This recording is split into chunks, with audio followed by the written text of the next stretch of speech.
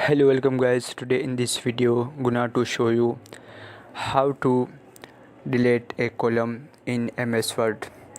So very simple and easy. Firstly select any column.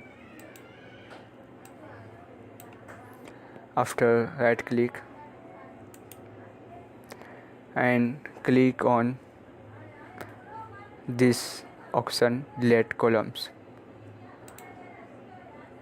So very easy. Firstly select any column.